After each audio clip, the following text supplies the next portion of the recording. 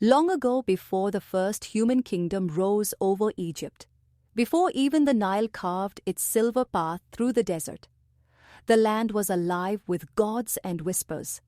The wind carried the breath of ancient spirits, and the golden sands shimmered with divine energy.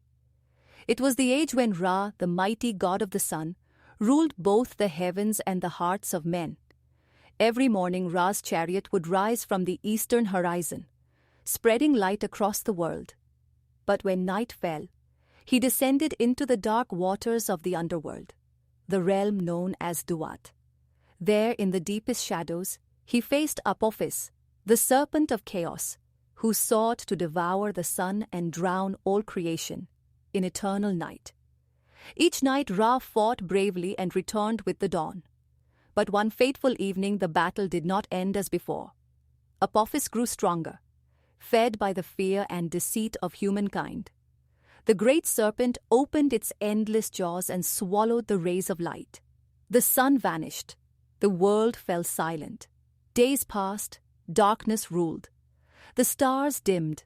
The Nile turned cold, and crops withered beneath the eternal night. Priests prayed in empty temples, lighting torches that could no longer burn. People cried out to the gods, but no voice answered. It was as if the heavens themselves had died. Among the desperate there was one man, a young priest named Aher.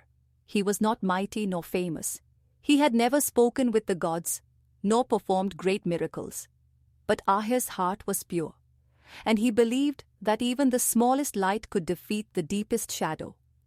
Guided by a dream, Aher traveled far into the desert, to a place where no mortal had ever been. The forbidden temple of Ra. Legend said it was buried beneath the dunes, guarded by spirits of fire. After days of wandering through sand and storm, Aher finally found the entrance, a golden door half buried in stone. He entered knowing he might never return. Inside the temple, silence reigned. Ancient murals glowed faintly in the darkness, telling the story of Ra's eternal battle. At the center of the hall stood a pedestal, and upon it, a golden disk, radiant and warm, pulsing like a heartbeat. It was the heart of the sun.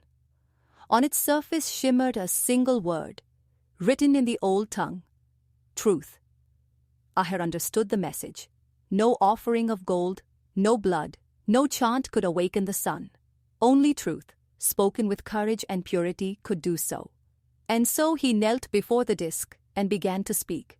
He confessed every lie he had ever told, every fear he had ever hidden, every moment of doubt and weakness. He admitted his jealousy, his pride, his mistakes. He spoke until his voice broke and his tears fell upon the sand. Each tear glowed faintly, as if the desert itself was listening. Then something changed. The temple began to tremble. The golden disk lifted into the air, spinning slowly, shining brighter and brighter until it filled the chamber with blinding light.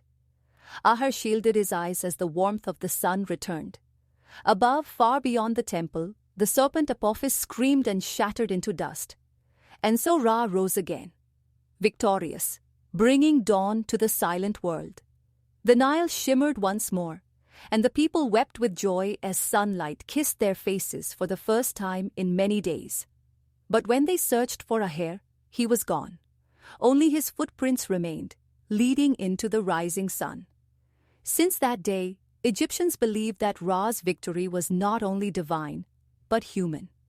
That every honest soul who faces the light with an open heart helps Ra defeat the darkness again and again.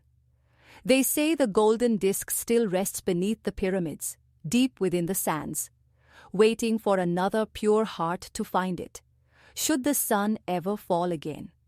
And when dawn breaks over the desert, and the sky burns with gold, the elders whisper,